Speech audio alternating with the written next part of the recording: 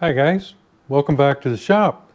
Hey, today I'm going to get back on the AT-1 to CT-1 and we're going to see if we can get it together enough to see if it'll fire up. We've got just some stuff to do. I've been working on the wiring. I think I've got most of that straightened out. I don't have the headlight or anything like that on. And I've got the oil tank off because all that stuff's got to be painted yet. I don't want to put oil in the tank, so I'm going to substitute one of those big syringes for my oil tank for the time being. And I can actually use that to push it down into the pump and make sure the pump is full. And then we'll bleed it and do all that stuff that we need to do before we start it up. And then we'll just see if it'll start on the bottle. So let's get down there and take a look at it. Okay, I'm going to take you around and let you look at what we've done a little bit. We've got up here in the top front, we've got our new gauges on. And if I turn the switch on, I do get a neutral light. This bike is not going to have turn signals, so that's not going to work for us at the time being. But there's just not a lot that is going to be capable to check. I've got an aftermarket horn that I'm hooking up. The old one, I'm not sure I'm going to be able to get it to work. I'm going to try though. Up here is these wires hanging off here are obviously, these go to the horn. These here would go to the signal flasher unit that would bolt here, but this one is not going to have all the lights on it. I'm not sure I've got enough to even do it if I wanted to, but I think I've got signal lights on almost everything that I've got, so this one's just not going to have them. You know, and we normally would have took them off anyway. Here's what I'm talking about up here. All this stuff here is it's hooked up, but I'm not gonna hook the light on or anything. We'll just check it for voltage. We'll be able to check this one. Now this is another thing that let's see, this here.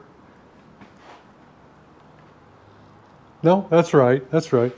This one here has got this is the high beam indicator that goes in the headlight, the top of the headlight bucket. So that's, you don't have that on the gauges on this model. And then I've got the battery sitting in here and I've got it all hooked up. And I've got my little mini fuse that I like to put on. I've got that in. And I've got battery voltage up, and if I do turn the light on, or the switch on, I've got a good horn there. Still going to see what I can do. This is a universal horn. It's got their own bracket on it. I'm going to see what I can do. Those, of course, fit up here, and we'll just see. But right now, it's just being just so I can see if I've got a horn. So we've got the neutral light up there, and this is the oil tank for the time being. I'm just going to put a little bit of oil in here. And of course I'll run pre-mix also, but this will get the pump going, and I just don't want to put oil in the tank until I get it all painted and cured out. And this one here didn't have the little holder for the seat, so I just put I think this is an oil tank strap that would fit over here on some of them. This one here doesn't have it, so I use that as my seat stay, just so that when I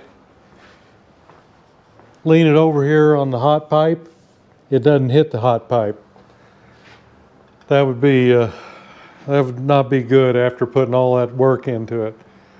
So anyhow, if I turn the switch on, I've got, by pulling the front brake, I've got the brake light, and by pushing the pedal, I've got the brake light.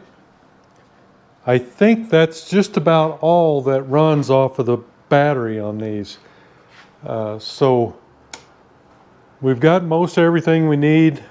Like I say, this stuff here, it will all go in the headlight. And I think I've actually got the signal lights and everything hooked up, but they're not going to work, of course. So it's just, it is what it is.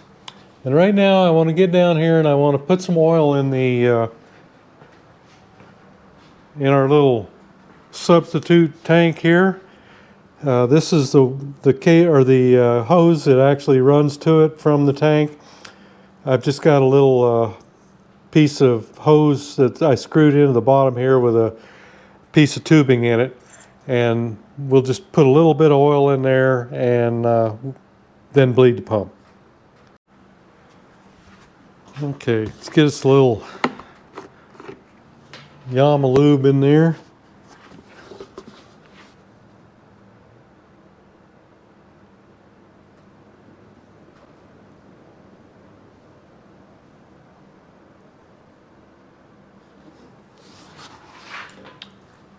It'll slowly run down. It probably won't do much until I get the bleed screw pulled out over there. So let's go over there and see what we need to do. Okay, first thing we'll do here is just pop the bleed screw out. It ought to come down here pretty soon, I think. And there it comes.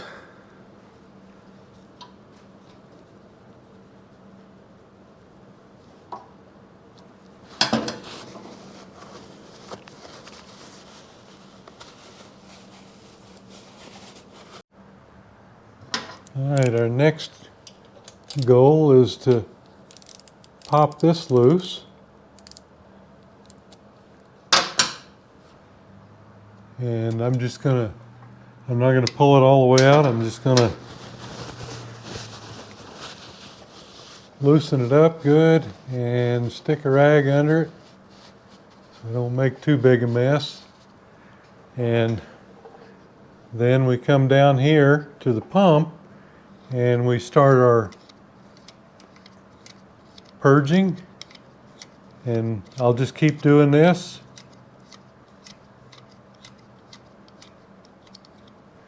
And I'm not sure whether you can see it. Let's see, let me get you back down here. While I'm doing this, pay attention right here. You'll see the pump, the stroke on the pump. So we know it's operating. And we'll just keep our eye on this up here until we start seeing some of the oil come out. Probably going to take a little while. Okay, I'm holding the throttle wide open and watch the stroke on the pump now. See, it's quite a bit larger. So now when I'm doing that, it's going to come out a lot quicker up there. So I'll just hold this open and keep purging. I can see the oil forming back there behind the banjo fitting. I'd like to have some good drips out of it though.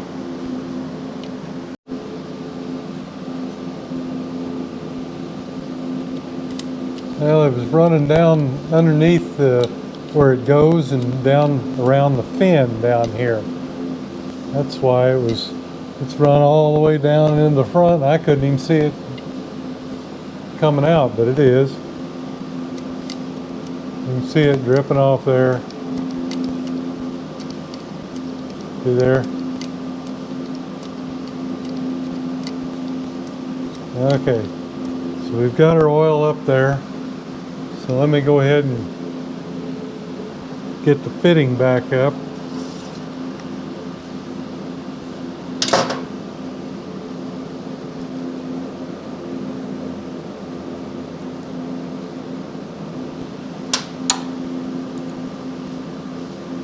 I was sitting there waiting, looking for it. I go, what in the world's taking so long? And then I moved that paper towel and I saw it running down underneath here. It's all the way up to the front, dripping off up to here.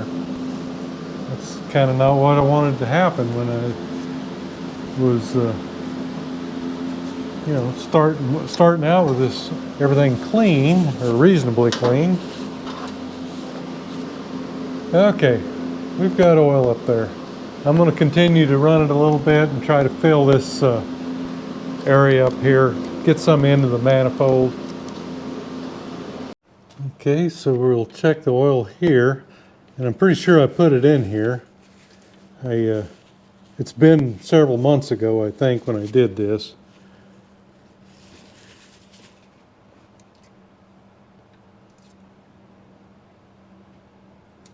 Yeah, there's some in there. I'm sure I filled it to the 750 cc's if I put any in it.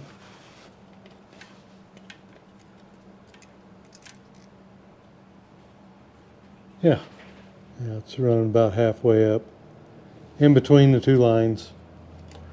So we're good on that. Okay. We're up here.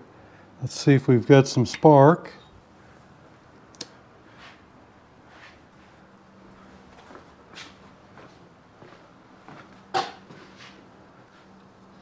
Key on. I'm seeing it.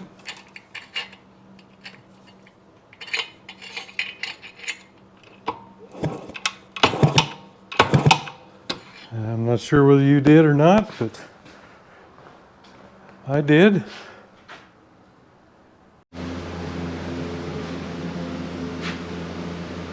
All right, let's get some gas in it.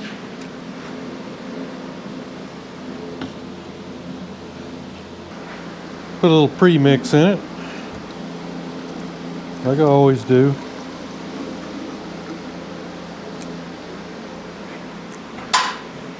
Probably a lot more than I need.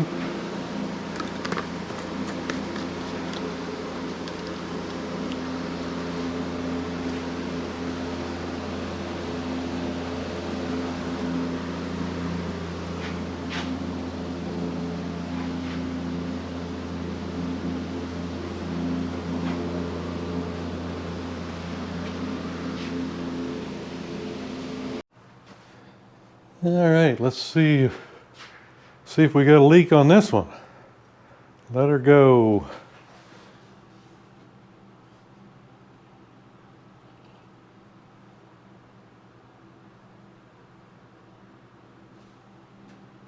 So far, so good.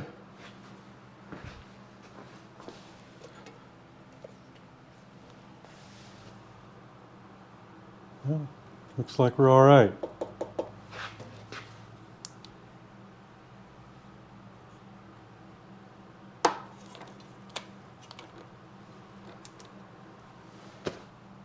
I see a little bit forming around the quick disconnect, or the yeah, I even see some leaking up here now. Well, I tell you, these old castings and stuff are just leave a lot to be desired. Yeah, let me see what I can do with this stuff. All right, kind of the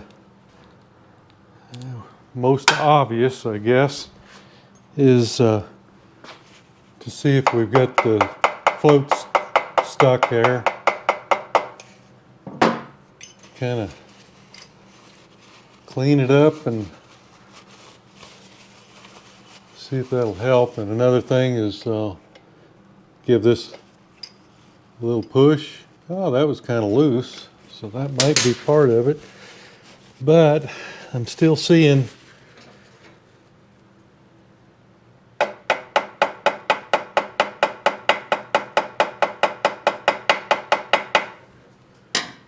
it's leaking pretty good.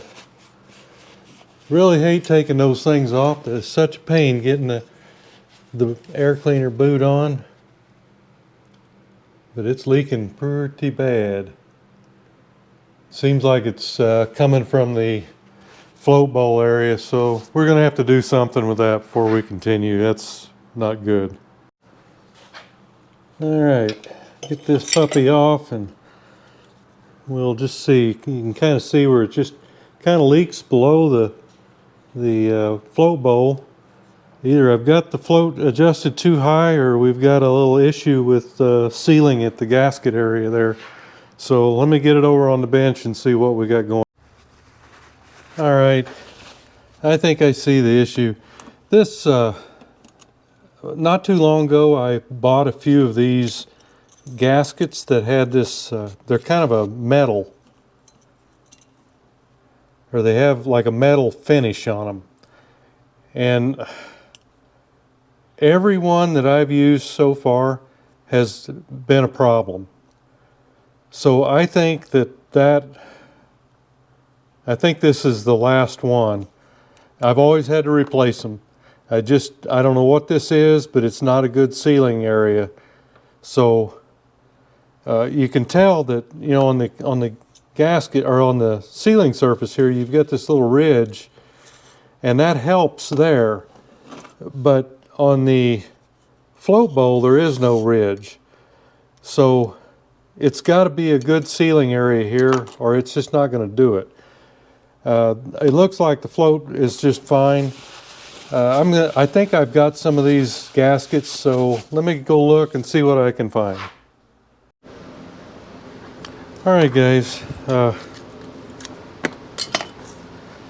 I remember right, Yamaha doesn't supply these gaskets anymore, but Suzuki still does, I think. Anyway, I've got Suzuki ones, and they, you know, these are Mikuni carburetors, so it's a perfect fit, and these are actually Mikuni gaskets. But if you're looking, if you can't find one for a Yamaha that's in good shape, or you're dealing with these type that I'm using, this is a Suzuki number, and they still have them. I don't know, probably $5 or $6 for them, but you know, I do anyway. I hate redoing things, and when you use OEM parts, you rarely have to do that. So we'll get this thing put back together.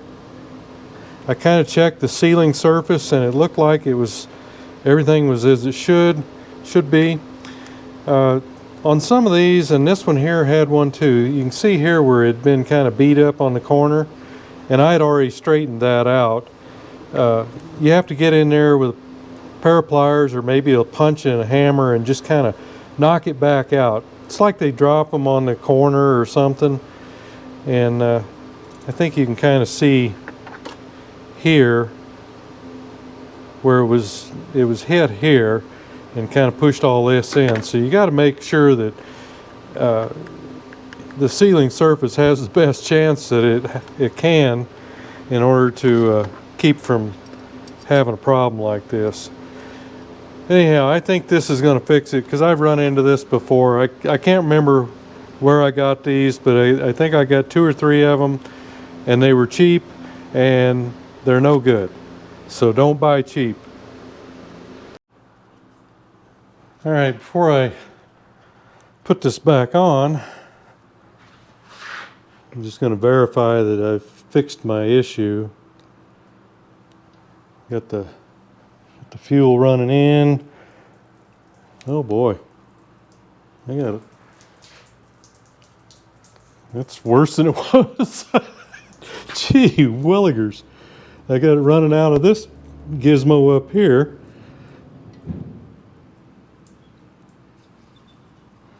All right, what's going on here? Are we stuck?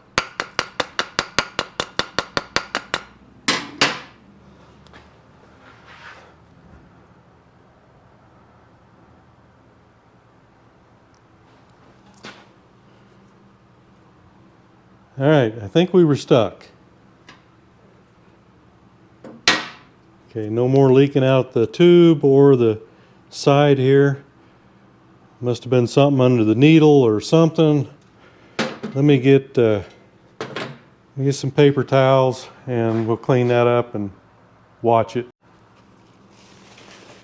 Okay, I'd have really been upset if I had put that back on and had an issue like that.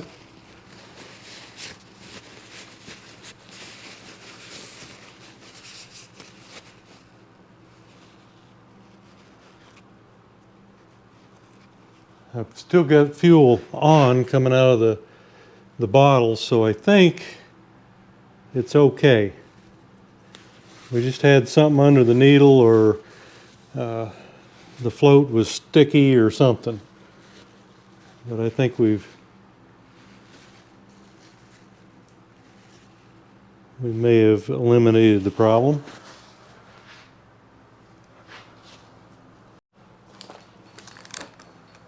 All right, let's get a little fuel in the cylinder.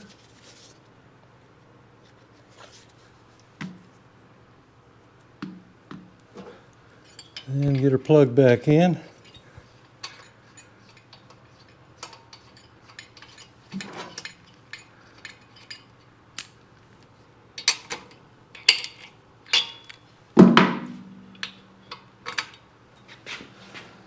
And let's see.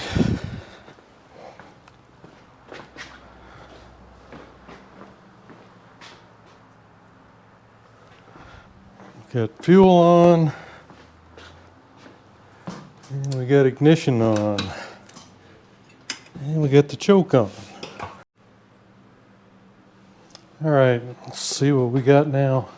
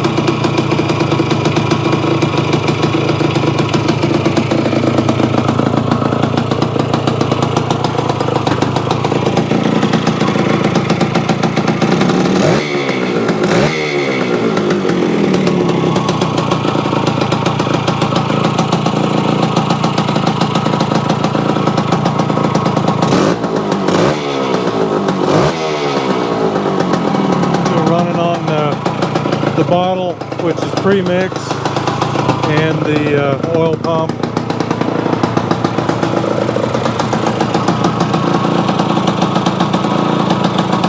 Sounds pretty good.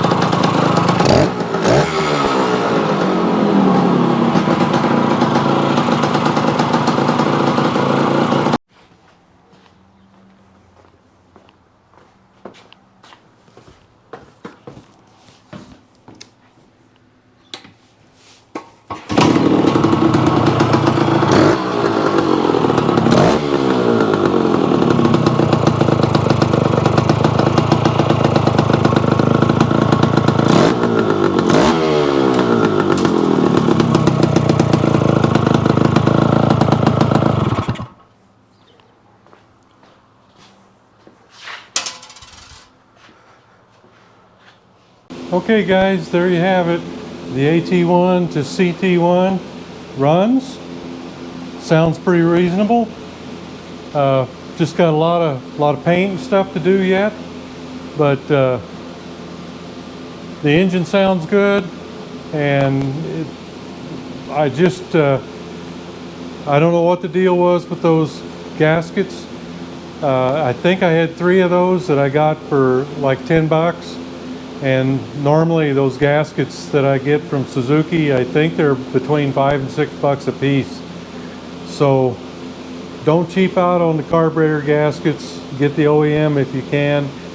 The Suzuki one that I showed the part number for fits the Yamaha AT-1, CT-1, and probably I don't know, some others too. I doubt if it'll go to the 250. No, it won't. But the small bikes it will. So there's an alternative if you can't get them from Yamaha, and I'm thinking you can't, but not sure. Anyhow, hey, thanks for going along on the ride, and we'll see you next video.